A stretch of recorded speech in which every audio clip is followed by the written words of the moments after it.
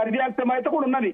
Okay, అంటే మీరు ఇప్పుడు మళ్ళీ రిజర్వేషన్ పర్సెంటేజ్ మీరు 9 నుంచి 11% చేస్తే మళ్ళీ ఇప్పుడు మాలలు ఎవరు గొడవ చేసినట్టు అనిపించట్లేదు. ఎవరు కూడా నార్మల్ గా అయితే అసెంబ్లీ ముట్టడి అది ఇది ఉంటాయి, జనాభా కంటే మించి పొందిండ్రు కదా. ఓకే, వాళ్ళ జనాభా కంటే మించి పొందింది కదా, వాళ్ళకి ఆవేదన ఎందుకు ఉంటుంది బ్రదర్? ఇప్పటి వరకు పొందినోలే కదా. ఓకే, మొదటి గ్రూప్ అవకాశాలు దోచుకోవడానికి వాళ్ళకి మాలల్ని పంపింది దానిలోకి. ఓకే, బట్ ఎందుకు మరి జనాభా పరంగా రాకుండా చేయడానికి సంఖ్య తగ్గించేది ఇక్కడ. మరి మాదిగ శాసనసభ్యులు ఎందుకు ఈ విషయం మీద మాట్లాడట్లేదు అసెంబ్లీలో? కాంగ్రెస్ శాసనసభ్యులైనా మాదిగ ఎమ్మెల్యేని అడగరాదు ఆ పని, వాళ్ళని పిలిచి అడగండి, సంపూర్ణ న్యాయం జరిగిందని చెప్తారేమో. ఇప్పుడు రేవంత్ రెడ్డి కలిశారు, అడ్డూరు లక్ష్మణ్ గాని కవంపల్లి సత్యనారాయణ గాని ఎమ్మెల్యేలు అందరూ కలిసి కృతజ్ఞతలు తెలియజేశారు వాళ్ళు. మరి వర్గీకరణ లేకుండానే వేలాది ఉద్యోగాలు భర్తీ చేసిండు, అది ఎవరు అడగాలి? మరి ఓకే, వర్గీకరణ లేకుండానే వేలాది ఉద్యోగాలు భర్తీ చేసిండు కదా, అది ఎవరిని అడగాలి? ఓకే, 1% తగ్గిందని చెప్పి అసెంబ్లీలో చర్చ జరిగింది కదా, మాదిగలకు వర్గీకరణ విషయంలో 1% తగ్గిందని చెప్పి అసెంబ్లీలో చర్చలు జరిగినాయి కదా, దాన్ని ఎవరు భర్తీ చేయాలి? వీళ్ళకున్న పని ఏంది? వాళ్ళు పొగడడం తప్ప జాతి పక్షాన మాట్లాడే నిజాయితీ కమిట్మెంట్ సాహసం చేస్తారా? వీళ్ళు చేయరు. మీరేమైనా మాట్లాడారా కాంగ్రెస్ ఎమ్మెల్యేలతో ఈ మధ్యలో లాస్ట్ 2-3 days గా? మీరు ఈ విషయం మీద రేజ్ చేయండి అని చెప్పారా? నేను మొదటి నుంచి వాళ్ళతో కాంటాక్ట్ లో ఉన్నా. నా దగ్గర మాట్లాడినంత కమిట్మెంట్ గా లోపలికి వెళ్ళేటప్పటికి వాళ్ళు ఎందుకో జారిపోతారు. ఓకే, ఓకే, ఇది వాస్తవమే కదా. నేను అందరితో కాంటాక్ట్ లో ఉంటా.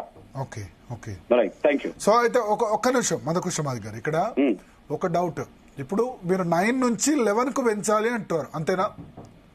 ఒక విషయం 11 కు పెంచి ఎవరిని తగ్గించాలి? మాల సి గ్రూప్ కు సంబంధించి, థర్డ్ గ్రూప్ కు సంబంధించి తగ్గించాలి, అంతేనా? బ్రదర్, మాకు 9 నుంచి 10 పెరుగుతుందా 11 పెరుగుతాయి అని కాదు. మా జనాభా ఇప్పుడు నీకు ఒక లెక్క అడుగుతున్నా బ్రదర్, నిన్నే అడుగుతున్నా. 15 లక్షల మంది మాల అయ్యేవాళ్ళు ఉన్నారు. ప్లీజ్ నేను ఒక మాట బ్రదర్, 15 లక్షల మంది మాల అయ్యేవాళ్ళు ఉన్నారు. అంటే మాల అయ్యేవాళ్ళు 2 కులాలు కలిపితే 15 లక్షలు. ఓకే, షెడ్యూల్ కులాల లిస్ట్ లో వాళ్ళది 40వ క్రమ సంఖ్య ఉంటది. 59 కులాల్లో 40వ క్రమ సంఖ్య మీరు చూడండి, మాల అయ్యే వాళ్ళు ఉంటారు. 2 కులాల జనాభా కలిపితేనే 15 లక్షలు. కానీ సింగిల్ క్యాస్ట్ మాదిగా 32,30,000 దాకా ఉన్నారు. 32,30,000 ఇది ఉపకులాలతో కాకుండా సింగిల్ క్యాస్ట్ గురించి మాట్లాడుతున్నా. ఇకనో వీళ్ళది 2 కులాలు కలిపి, అక్కడనో ఒక సింగిల్ క్యాస్ట్. మరి 15 లక్షల మందికి 2 కులాలు గల మాలలకు 5% ఇచ్చిండు అనుకుంటే 32.5 లక్షల మంది మాదిగలకు, సింగిల్ క్యాస్ట్ మాదిగలకి ఎంత రావాలో నువ్వు చెప్పు. 10% మీరు లెక్క ప్రకారం 10% రావాలి. 5కు 5 10, 2.5కు 1 11. 11 రావాలి. నువ్వు తక్కువ ఇచ్చి 10 ఒప్పుకుంటున్నావు కదా తమ్ముడు. నువ్వు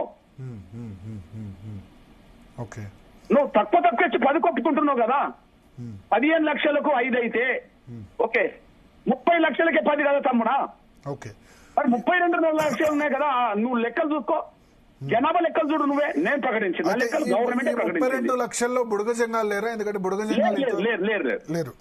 1,11,000 మంది అంతకు ముందు ఉన్న దాంట్లో నుండి తీసేసే కదా మొదటి గ్రూప్ ఇచ్చింది. నేను వాళ్ళని సమర్థిస్తున్నా కదా, సమర్థిస్తున్నా కదా. ఈ 15 లక్షలు ప్లస్ నేతకాని కూడా యాడ్ అవుతారు కదా, నేతకాని కూడా ప్రత్యేక గ్రూప్ కావాలంటారు కదా వాళ్ళు. 1,11,000కు ప్రత్యేక గ్రూప్ ఇచ్చినప్పుడు 1,33,000 మంది మాకెందుకు వెళ్ళని అడుగుతుండ్రు కదా. ఇప్పుడు నేను అడుగుతున్నది మాల అయ్యేవాళ్ళు మాదిగలు. మినిమం 10 లేదా 11 రావాలి కదా అంటున్నా నేను. మినిమం 10 నుంచి 11 వస్తే అప్పుడు సంపూర్ణ విజయం అని మీరు అంటారు. నేను ఒక మాట చెప్పాను, నువ్వు చెప్పు తమ్ముడు, నిన్నే అడుగుతున్నా లెక్క, నా లెక్క కాదు. అయితే నివేదిక లెక్కలే అడుగుతున్నా నేను ఇక్కడ. ఇప్పుడు మరి ఇవన్నీ కూడా ఇప్పుడు